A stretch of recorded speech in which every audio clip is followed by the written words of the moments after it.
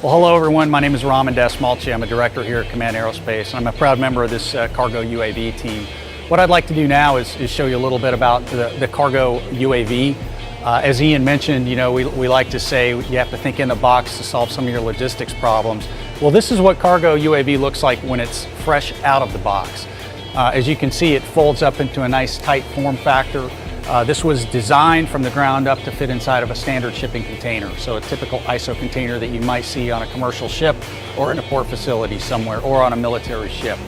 It's less than 8 feet wide and less than 20 feet long. So you can imagine this is quite a versatile size for this type aircraft. So the next step in operations for cargo UAV is to get it flight ready. So we go from what we call the full stow configuration to flight ready by simply moving out 4 booms and locking the rotors into position with some very simple pin placements that my colleague Luke is demonstrating right now.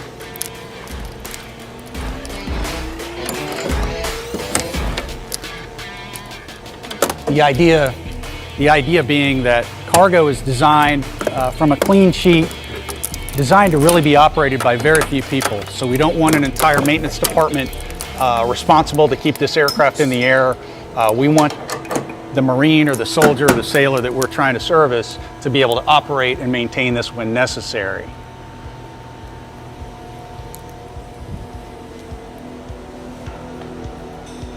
As you can see, as we walk around cargo UAV, you'll see a conformal pod attached to the base of the UAV. We think this is probably the primary means for moving cargo across the battlefield, but you'll also notice that we have our typical external sling load. Cargo will be capable of lifting up to 800 pounds, whether it's inside that conformal pod or whether it's in a netted configuration like this, slung underneath the aircraft. We like to say at Kaman, we build things simple by design. The idea is to use high TRL components, things that we know work, and things that we can put into the field in the very near future.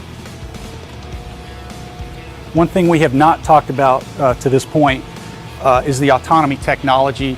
I'm happy to say we're partnered with Near Earth Autonomy, a name brand in autonomy for logistics for this type of application. What I'm holding here is what's known as the Peregrine Autonomy System. This is representative of the same technologies that will be used on cargo UAV. It's a LiDAR-based technology. It has all of the processing power required, and we'll be integrating this type of system onto the cargo UAV platform so that we can provide obstacle clearance, even GPS-denied type operations, as well as precision landing operations for the end user.